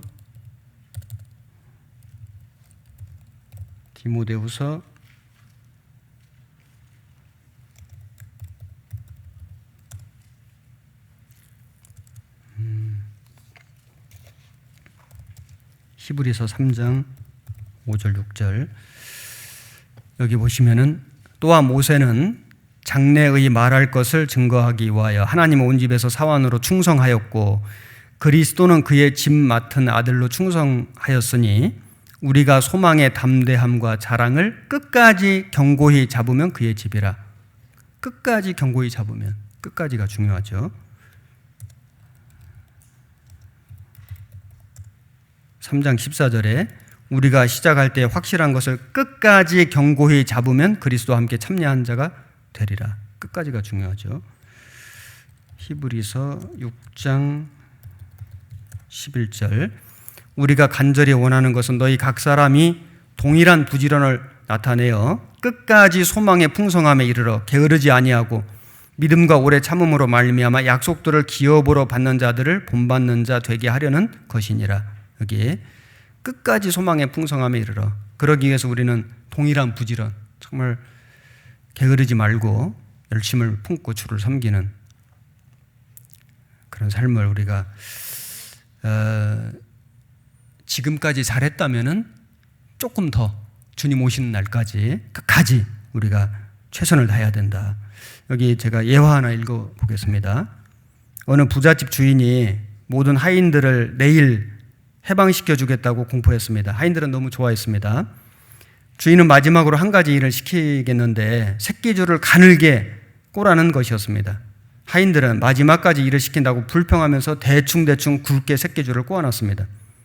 그러나 한 사람만은 아주 정성스럽게 그리고 가늘게 새끼줄을 꼬았습니다. 다음날 아침 주인은 하인들에게 광문을 열어주면서 말하기를 어젯밤에 꼰 새끼줄에 이 엽전들을 할 수 있는 만큼 깨워서 떠나도록 하라고 명령했습니다. 게으름으로 굵게 새끼를 꼰 대충 새끼를 꼰 하인들은 몇 개 안 되는 엽전만을 끝에 매달아 갖고 성실하게 가는 새끼를 길게 꼰 하인은 많은 엽전을 둘러매고 갈 수 있었습니다. 우리는 하나님께 해방을 받은 백성들입니다. 마지막까지 하나님 말씀에 성실하게 보답해야 할 것입니다. 끝까지 하나님 말씀에 순종해서 최선을 다해야 됩니다. 계시록 2장 26절 이기는 자와 끝까지 내 일을 지키는 그에게 만국을 다스리는 권세를 주리니. 이기는 자는 구원받은 그리스도인이죠. 그리스도인만이 이길 수 있습니다. 끝까지 내 일을 지키는, 끝까지 마지막 순간까지 우리는 정말 최선을 다해야 됩니다. 예수님은 사람들을 사랑하실 때 예수님께서 끝까지 사랑하셨습니다. 요한복음 13장 1절에 유월절 전에 예수께서 자기가 세상을 떠나 아버지께로 돌아가실 때가 이른 줄 아시고 세상에 있는 자기 사람들을 사랑하시되 끝까지 사랑하시니라. 그래서 그 사도들이 다 자기를 버리고 떠났지 않습니까? 유다는 은삼십에 자기를 팔고 떠났는데 예수님은 끝까지 사랑하셨다. 사도들은 돌이켰죠. 베드로는 예수님을 부인하고 저주했지만 돌이켰죠. 그래서 위대한 사도가 됐는데 유다는 돌이키지 않았죠. 회개하지 않았습니다. 그래서 비참하게 됐습니다. 지옥까지 갔죠. 자, 끝까지 사랑하셨다. 끝까지라는 의미는 처음부터 사랑하셨다. 처음부터 끝까지 그 말이죠. 변함없이 사랑하셨다는 의미입니다. 그리고 영원히 사랑하시겠다는 의미예요. 예수님은 죄인들을 사랑하셨습니다. 세리와 창기와 죄인들의 친구가 되셨고 세리장 삭개오도 사랑하셔서 삭개오야 내려오라. 오늘 네 집에 머물러야 하겠노라. 베드로도 끝까지 사랑하셔서 그 베드로를 찾아가셔서 네가 이 모든 사람들 가운데 나를 더 사랑하느냐? 사랑하는 줄 알기 때문에 물어보신 거예요. 그래서 베드로를 위대한 사도로 만들어 주셨습니다. 그 끝까지 사랑하신 예수님이셨기 때문에 나도 구원을 받은 거죠.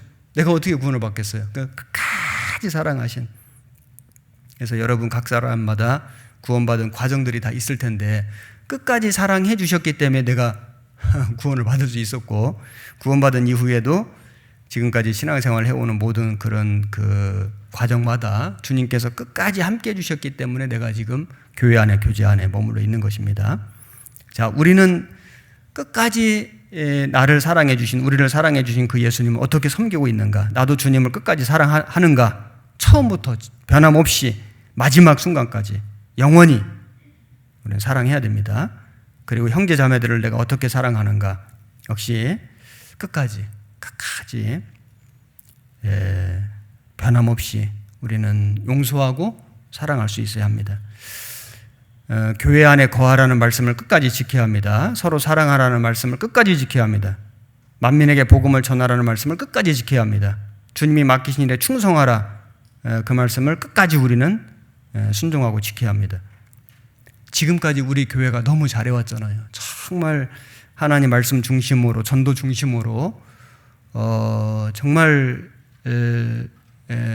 누가 봐도 하나님의 역사, 구원의 역사, 그 부흥이 일어난 교회가 너무나 틀림없습니다. 우리 교회도 주님 오시는 그 순간까지 끝까지 이 복음 중심으로, 전도 중심으로 영혼을 건지는 그 일에 우리가 전념하면서 우리는 살다가 주님을 만나야 합니다.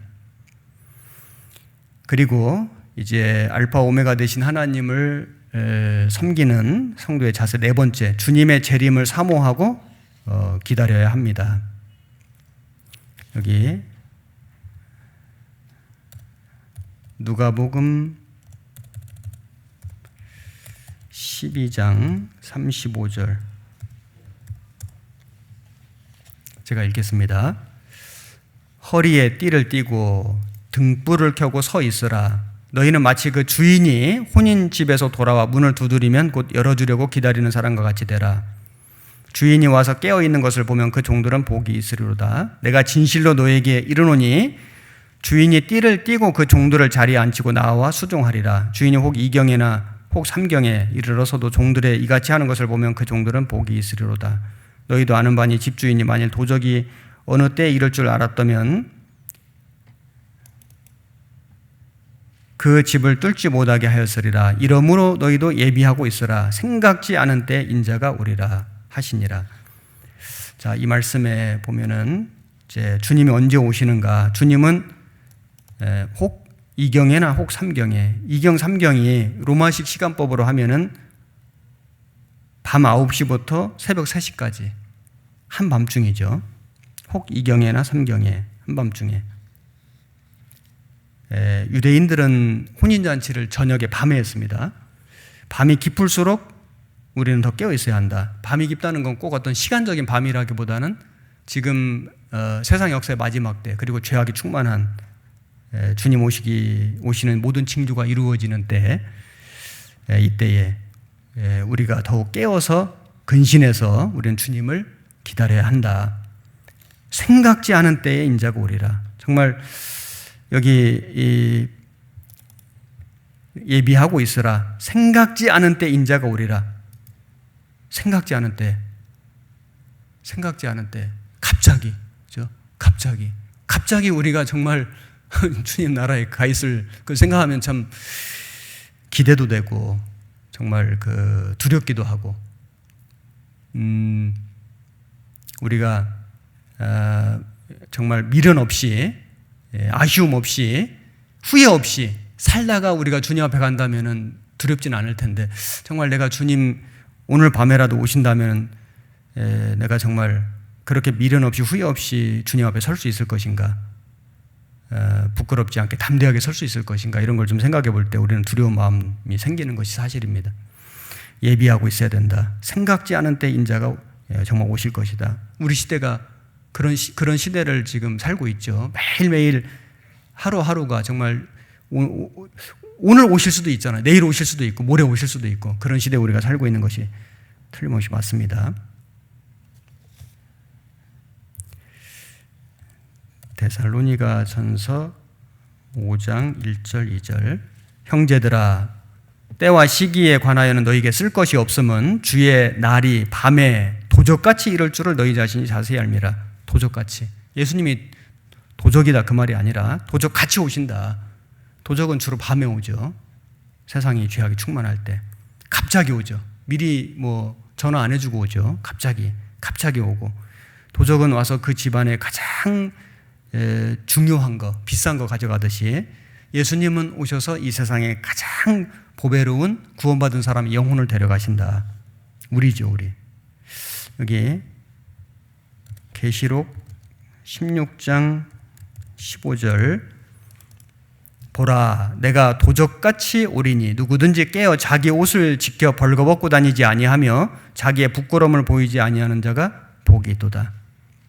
그래서 우리는 정말 세상과 좀 구별되어서 경건하게 믿음을 지키고 복음을 전하고 함께 모여서 서로 용서하고 사랑하며 비록 세상에서는 우리가 환난을 당하고 핍박을 당할지라도 우리의 믿음을 우리가 굳건하게 지키다가 우리 주님 앞에서 정말 부끄럽지 않게 서야 되겠습니다. 개인적으로도 그렇고 우리 교회적으로도 그렇습니다. 우리가 이 주님의 재림을 기다리는 자세가 누가복음 12장 35절 찾았던 본문인데 허리에 띠를 띠고 등불을 켜고 서 있으라. 자, 허리에 띠를 띈다는 것은 일하는 자세, 일하다가 주님을 만나야 되겠다. 편히 쉬다가 안식을 누리다가 우리가 주님을 만나는 게 아니고 우리는 열심히 주님의 일을 하다가 띠를 띠다가 그리고 띠를 띈다는 건 순례자, 여행자거든요. 그래서 우리가 이 순례의 길을 믿음의 길을 우리가 열심히 달려가다가 우리 주님을 만나야 되고 그리고 등불을 켜고 깨어있는 모습이죠. 10처녀가 다 졸며 잤습니다. 그중 5처녀는 기름이 있었는데도 다 졸며 잤잖아요. 우리는 성령을 받은 사람으로서 깨어 있어서 부끄럽지 않게 주님을 만나야 되겠고 그리고 서 있으라 위치를 지키면서 그래서 육신의 위치도 잘 지키고 육신의 위치라는 것은 청년들은 청년의 모습으로 자녀들은 정말 그 올바른 자녀의 모습으로 또 학생들은 이 시대에 깨어있는 대학생의 모습으로 직장인은 직장인의 모습으로 뭐 부모는 부모의 그런 올바른 어떤 그런 모습으로 우리가 각자의 육신적인 그 위치를 잘 지키고 서 있는 것은 쉬운 일이 아니죠. 우리가 그 위치를 잘 지키고 그 다음에 신앙의 위치를 잘 지키고 그래서 교회 안에서 교제 안에서 말씀 안에서 믿음 안에서 살다가 우리는 주님을 만나야 한다. 자기 위치를 벗어나면 안 되죠. 각 사람에게 나눠주신 대로 하나님이 각 사람을 부르신 그대로 행하라. 그 부르심 그대로 지내라. 그래서 각각 부르심을 받은 그대로 하나님과 함께 거하라. 구원받을 때 어떤 여러 가지 어려운 상황들이 있습니다. 개인적으로도 있고 집안으로도 있고 뭐 학교 안에 뭐 직장 다니는 사람 직장 안에 여러 가지 어려운 상황 속에서 우리가 구원을 받았을지라도 그 상황도 하나님이 허락하신 거기 때문에 그 위치 안에서 우리가 참고 견디고 기도하다 보면 주님이 그 가운데 어떤 역사를 일으켜 주실 것이다. 그리고 그것이 감당하기 어렵다면은 또 어떤 하나님의 다른 뜻이 있다면은 하나님이 바꿔주시겠죠. 그죠? 이동해 주실 것이고 그래서 우리는 부르심 받은 그대로 지내라. 그 가운데서 주님이 어떤 뜻이 있고 목적이 있기 때문에 우리를 거기서 불러주신 거기 때문에 순종하고 인내하면서 기도하는 것이 필요할 것입니다. 위치를 잘 지키는 것이 중요하죠. 그리고 이제 자녀가 자녀의 도리를 못했다면은 이제는 구원받고 신앙생활 하면서는 정말 그 자녀다운 모습으로 돌아가야 되고 부모는 부모다운 모습으로 돌아가야 되고 학생은 학생다운 모습으로 본래 자기의 그 있어야 될 위치로 다 돌아가는 게 정상인 거예요. 그죠? 신앙생활 잘한다는 건 교회 와서만 생활을 잘한다는 게 아니고 그런 어떤 세상에서의 위치를 올바로 찾아서 거기서 본이 되는, 덕을 끼치는, 빛이 되는 그런 삶을 살아가는 것, 이것이 이제 위치를 지키는 것입니다. 그래야만 그 사람을 통해서 또 복음이 전해질 것입니다. 그리고 우리 시대는 정말 때가 가까운 시대인데 계시록 22장 10절에서 12절에 또 내게 말하되 이 책의 예언의 말씀을 인봉하지 말라. 때가 가까우니라. 불의를 하는 자는 그대로 불의를 하고 더러운 자는 그대로 더럽고 의로운 자는 그대로 의를 행하고 거룩한 자는 그대로 거룩되게 하라. 자, 여기 때가 가까우니라, 인봉하지 말라. 그 다니엘서에 보면은 다니엘서에는 이렇게 말씀하셨죠. 다니엘서 12장 4절에 다니엘아 마지막 때까지 이 말을 간수하고 이거를 봉함하라. 많은 사람이 빨리 왕래하면 지식이 더하리라. 이거를 봉함하라. 왜냐하면 그 당시에는 이 말씀들이 다 성취될 수 없는 시대예요. 그래서 그 당시에는 이 비밀이 오픈이 안 돼 있는 거예요. 그러나 때가 되면 하나님이 이제 이 말씀을 다 성취시켜 주시는 겁니다. 다니엘서 12장 8절 9절에 내가 듣고도 깨닫지 못한지라 내가 가로되 내 주여 이 모든 일의 결국이 어떠하게 쌈나이까. 그가 가로되 다니엘아 갈지어다 대저 이 말은 마지막 때까지 간수하고 봉함할 것입니다. 마지막 때까지 봉함하는데 마지막 때가 되면은 이 봉함된 말씀들이 다 이렇게 열리죠. 오픈이 되고 성취가 되는 겁니다. 우리 시대가 바로 그런 시대가 틀림없습니다. 그래서 인봉하지 말라. 때가 가까우니라. 지금 이스라엘 나라가 우리 시대에 벌써 한 70년도 더 전에 독립을 했고 완전히 회복이 됐고 무화과 나무의 비유를 배우라 다 성취가 되고 마지막 시대에 일어날 모든 징조들이 지금 우리 눈앞에 그대로 다 펼쳐졌고 특히 코로나19로 말미암아서 더욱더 아주 완연하게 아주 확연하게 마지막 징조들이 아주 눈앞에 성큼 다가왔다는 걸 우리가 느끼고 있습니다. 전도 집회 때 그런 내용들은 많이 공부할 것입니다. 자, 때가 가까우니라. 그러므로 우리는 어떻게 살아야 되냐면은 계시록 22장 아까 읽었던 본문 불의를 하는 자는 그대로 불의를 하고 더러운 자는 그대로 더럽고 의로운 자는 그대로 의를 행하고 거룩한 자는 그대로 거룩되게 하라.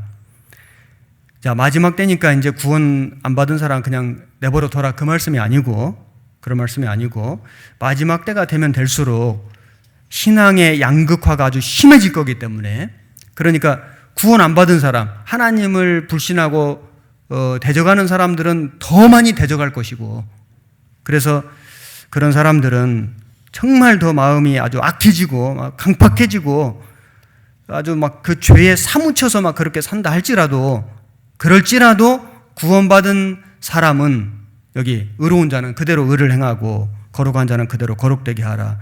세상은 그렇게 될지라도 지금 되고 있죠. 그렇게 되고 있죠. 지금 얼마나 교회를 아주 막 욕을 하고 아주 막 교회가 정말 아주 무슨 코로나 무슨 감염 온상처럼 막 그렇게 취급을 받고 사람들이 아주 이 하나님을 막 욕하고 이 교회 다니는 사람들을 아주 비방하고 지금 아주 엄청납니다.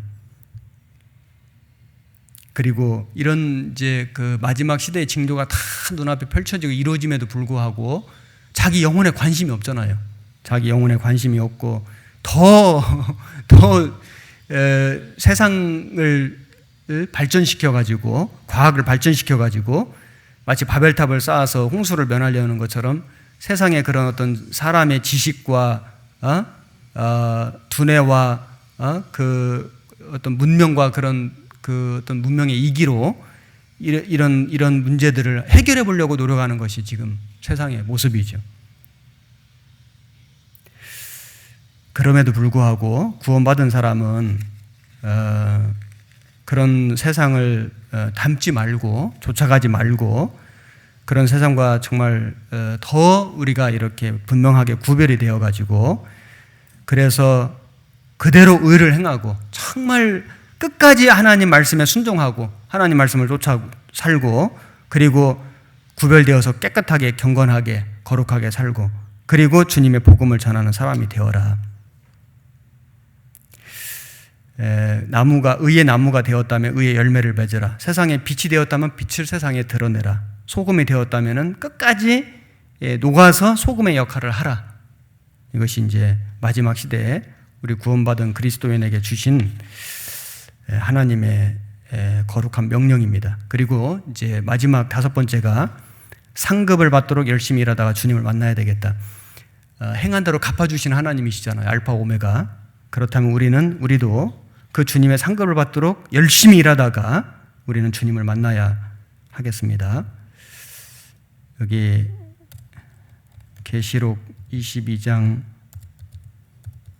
12절 13절 아까 읽었던 말씀인데, 보라 내가 속히 오리니 내가 줄 상이 내게 있어 각 사람의 그의 일한 대로 갚아주리라. 일한 대로 갚아주리라. 공부를 열심히 하는 학생들은 공부를 해서 시험 성적을 잘 받아서 받는 그 상이 있잖아요. 상을 바라는 사람들이 열심히 하는 거예요. 그리고 시험 날짜가 멀지 않았다, 얼마 남지 않았다, 가까웠다 생각하는 사람들이 열심히 하게 돼 있어요. 그런데 별로 상에 관심 없는 사람들은 공부 열심히 안 합니다. 이거 해서 내가 얼마나 좋아진다고 하면서 이렇게 상에 대해서 관심이 없는 사람들은 공부 열심히 안 하고, 그리고 아직 시험 보려면 시간 많이 남았다 이렇게 생각하는 사람은 열심히 안 하게 돼 있어요. 그런데 얼마 안 남았다, 이제 내일 시험이다 그런 마음에 급박함이 있는 사람은 열심히 공부를 하게 돼 있죠. 우리 구원받은 그리스도인의 신앙생활도 마찬가지입니다. 누가 신앙생활을 열심히 하는가? 주님이 주시는 상급을 바라보는 사람. 정말 주님 나라에 가서 나는 상급받고 싶다, 칭찬받고 싶다, 부끄럽게 되고 싶지 않다는 마음을 가진 사람이 열심히 살게 돼 있고, 주님 오실 날이 너무 가깝다, 내일 오실지도 모른다, 오늘 밤에 오실지도 모른다, 이런 생각을 가진 사람은 열심히 안 살 수가 없죠. 모세가 시내산에 올라갔을 때 백성들이 왜 금송아지 우상 만들어서 섬겼습니까? 모세가 산에서 내려오미 더딤을 보고 더디다고 생각하니까 우상 숭배에 빠진 겁니다. 우리 청년들은 이제 청년의 시절에 구원받은 것이 정말 엄청난 축복인데, 어떤 청년들은 혹시라도 괜히 일찍 구원받아가지고 하고 싶은 것도 못하고 세상 친구들처럼 마음대로도 못 살고, 이렇게 좀 죄짓고 살라 그래도 또 양심의 가책을 받고 이러니까 괜히 구원받아서 이렇게 괴롭고 이렇게 생각하는 사람은 없으시겠죠. 혹시라도 그런 생각이 혹시라도 든다면은 연세 많이 들어서 구원받으신 분한테 한번 여쭤보셔요. 어떤 게 더 좋은 것인지, 어떤 게 더 큰 축복인지. 우리 연세가 좀 드셔서 또 연세가 많으셔서 구원받으신 어르신들, 은빛 어르신들, 이런 분들은 내가 10년만 더 일찍 구원을 받았어도, 20년 전에만 젊을 때 구원을 받았다면은 훨씬 더 내가 많은 일을 하고 많은 사람을 하나님께로 인도했을 텐데, 이런 참 아쉬움, 그죠? 심지어 그런 원한, 정말 마음껏 힘있게 하지 못하는 그런 것에 대한 안타까움이 엄청나게 크실 겁니다. 우리가 청년의 시절에 구원받은 것은 엄청난 기회이고 축복이다. 예수님도 33세에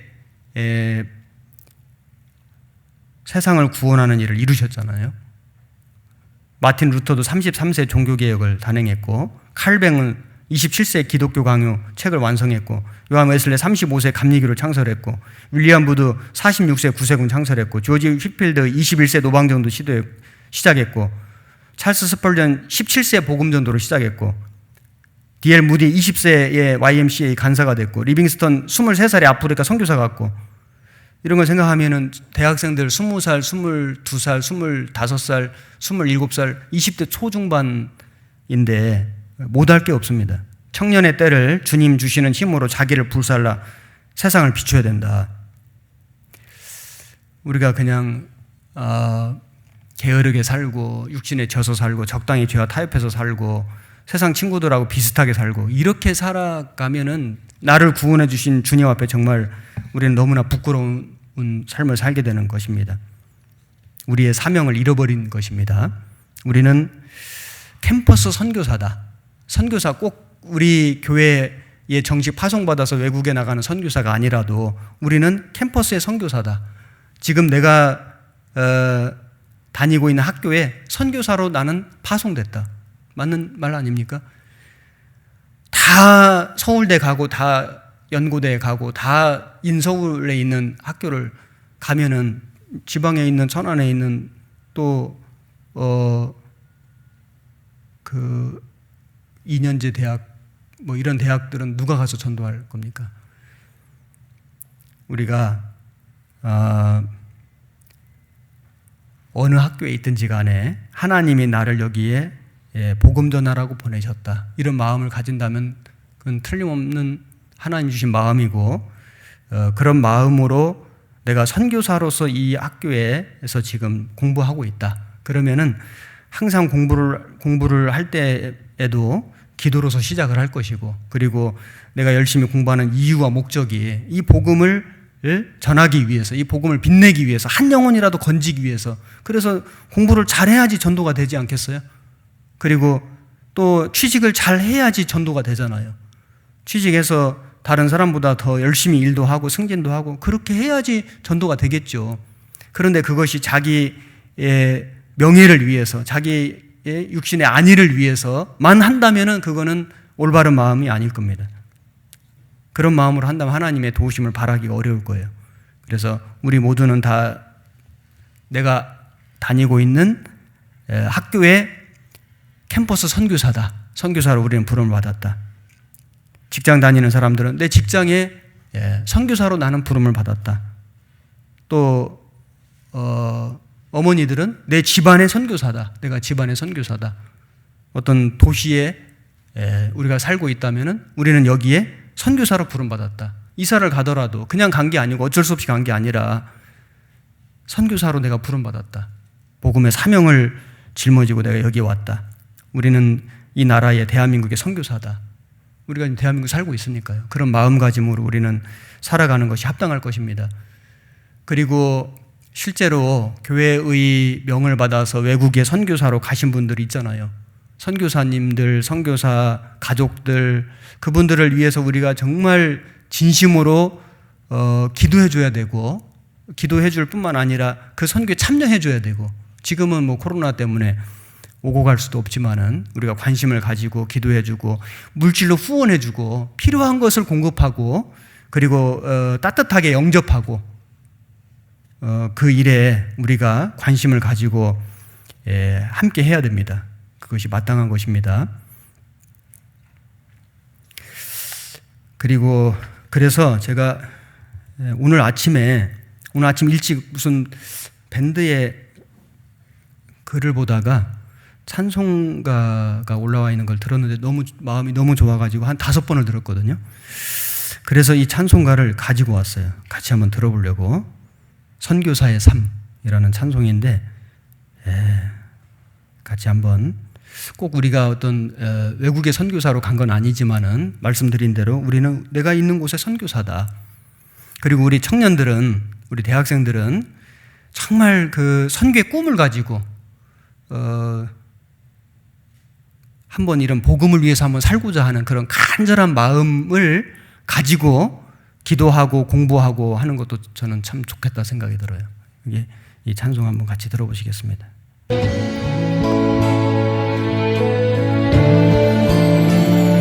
내가 즐기고 싶은 것을 포기하고 내가 누리고 싶은 것에 등 돌리고 내가 하고 싶은 일을 뒤로 하고 주님 일에 내 삶을 던지네.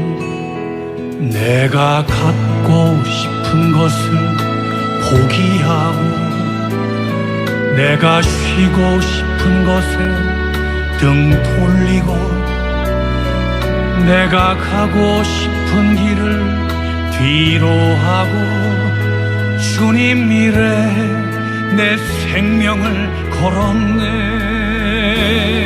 주님이 내 안에 주신 기쁨이, 주님이 내 안에 주신 행복이, 주님이 내 안에 주신 평안이 나를 날마다 살려내네. 내가 죄에서 떠나더니, 내가 욕심을 버렸더니, 내가 즐기는 것 포기했더니 선교사의 삶을 살게 하시네.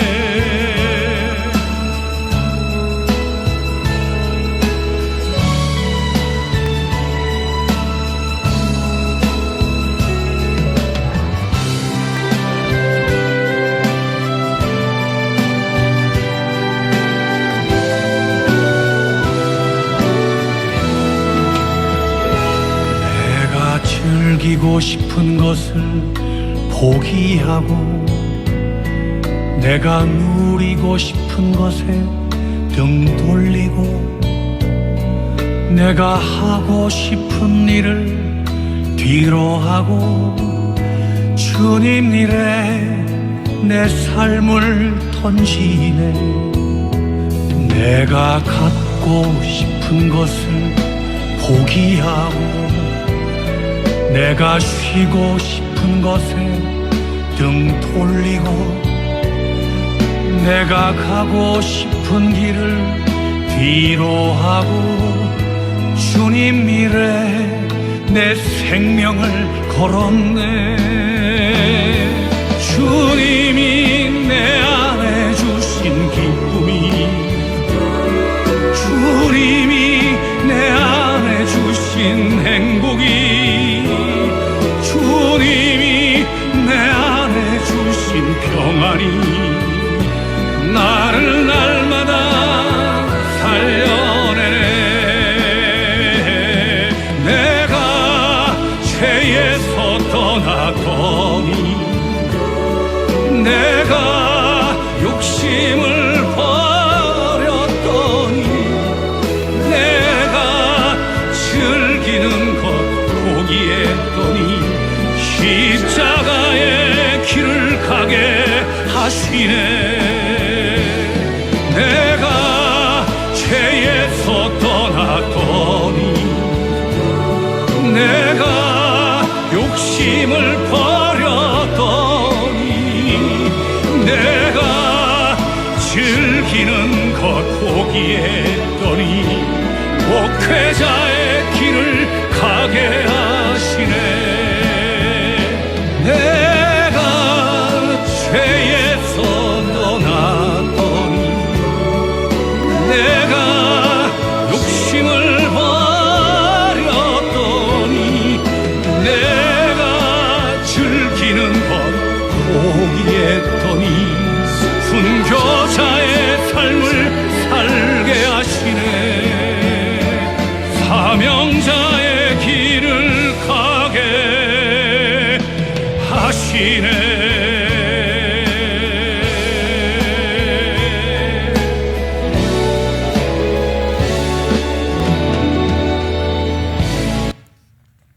우리 교회 안에 구원받은 많은 형제 자매님들이 죄에서 구별된 삶을 살고, 자기 가고 싶은 길을 뒤로 하고, 그리고 즐기고 싶은 걸 포기하고, 누리고 싶은 거 등 돌리고, 하고 싶은 일을 뒤로 하고, 청년들, 대학생들, 학생들, 우리 어른들 다 그런 정말 귀한 삶을 사는 분들이 너무 많습니다. 그래서 주님이 우리 교회를 통해서 지금까지 엄청난 역사를 이루어 주셨습니다. 우리가 주님 오시는 날이 너무나 가까운 마지막 시대에 우리가 이 주님께 받은 이 사명, 우리 개인이 받은 사명, 우리 교회가 받은 이 사명을 우리가 끝까지 다하다가 우리 주님을 만나고 싶다는 마음이 너무 간절합니다. 여기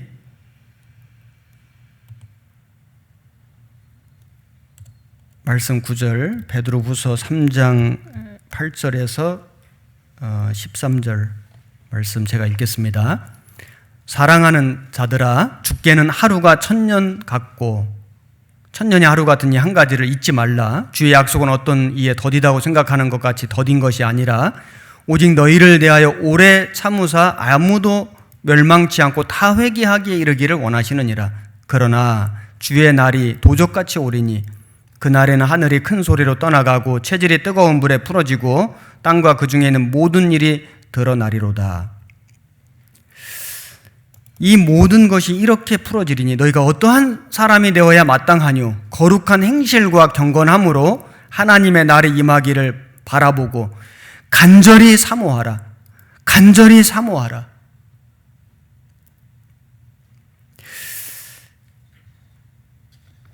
정말 주님 오실 날이 너무나 가깝고 오늘일지 내일일지 얼마나 더 있다 오실는지 정말 우리가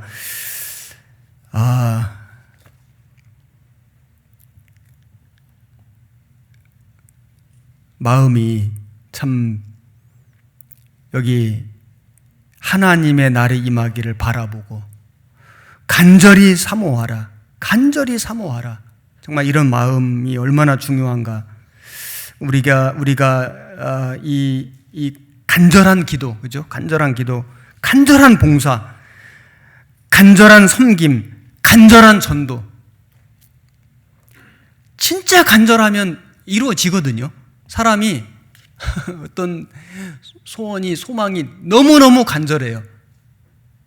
사람에게 예언해도 사람도 그 소원을, 소망을 이루어 줄진데 하나님 앞에 정말 우리가 마음이 간절하다면은 하나님은 우리의 그 기도를 이루어 주실 것이다.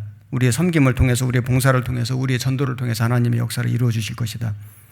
그 간절함이 너무나 부족한 시대가 우리 시대에 열정이 없는, 열의가 없는, 열심이 좀 식어지는 미지근한 시대, 그런 시대에 우리가 살고 있지만은 우리 교회만큼은, 우리 구원받은 성도들만큼은, 우리 청년들만큼은, 우리 대학생들만큼은 우리가 정말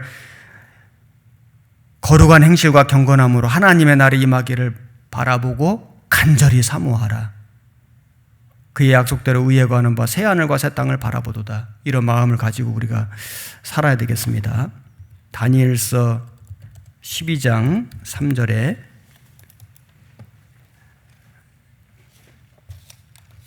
같이 한번 읽어볼까요?